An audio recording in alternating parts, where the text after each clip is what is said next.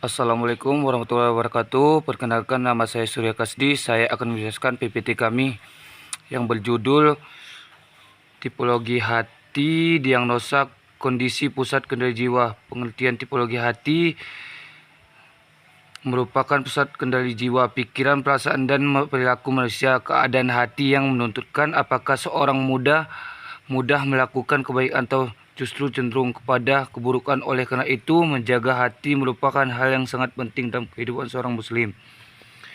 Baik, klasifikasi hati menurut Al-Quran. Kalbun salim, hati yang sehat, hati yang bersih dan syirik, dengki, ria, dan kemunafikan. Selalu tunduk dan taat kepada Allah SAW. Orang yang memiliki kalbun salim akan mudah menerima nasihat, senang berbuat baik, dan memiliki akhlak yang mulia. B. Kalbun marid, hati yang sakit, hati yang dipenuhi keraguan terhadap kebenaran, memiliki sifat ria, iri, hati sombong, serta cinta dunia secara berlebihan. Orang dengan hati yang sakit masih memiliki iman, tetapi imannya lemah sehingga mudah tergoda oleh hawa nafsu. Kalbun mayit, hati yang mati, hati yang sudah menolak kebenaran dan tidak lagi menerima petunjuk Allah. Keras hati, tidak memiliki rasa takut kepada Allah, serta terbiasa melakukan maksiat.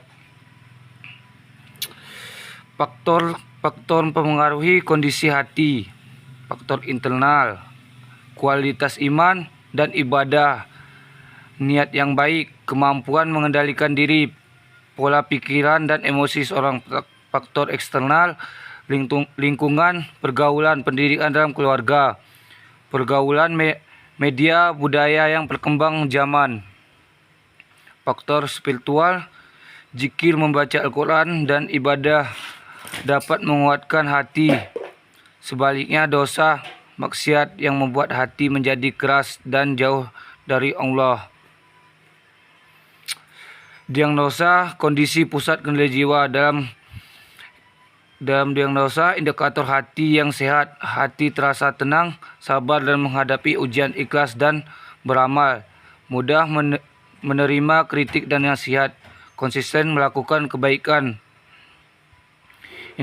Indikator hati yang bermasalah, sering gelisah, mudah marah, sombong, sulit menerima kebenaran, lebih mengikuti hawa nafsu daripada petunjuk agama. Terapi Islam untuk memperbaiki kondisi hati. Islam mengajarkan beberapa cara taubat, yaitu kembali kepada Allah dan meninggalkan dosa.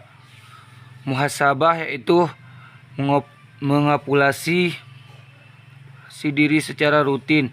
Zikir dan takziyatun nafs, yaitu menyucikan jiwa melalui ibadah dan mendekatkan diri kepada Allah. Relevansi dalam bimbingan konseling Islam. Materi ini, peran tipologi hati dalam BKI, membantu konselor mendiagnosis masalah psikologis dan spiritual klien, memahami gangguan psikospiritual yang dialami klien, menentukan pendekatan konseling yang sesuai dengan nilai Islam. Implementasinya meliputi konseling berbasis takziah, penyucian jiwa, menggabungkan pendekatan psikologis dalam rohani, membina kesehatan mental dan spiritual agar tujuan akhir adalah berbentuk kalbun salim, yaitu hati yang sehat dan dekat kepada Allah.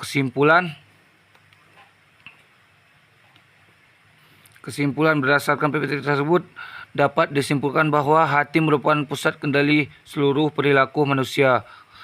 Al-Quran menggelombangkan hati menjadi 3, yaitu kalbun salim, hati yang sehat, kalbun marid, hati yang sakit, dan kalbun mayit, hati yang mati. Kondisi hati dipengaruhi oleh faktor internal, eksternal, dan spiritual dalam bimbingan dan konseling Islam.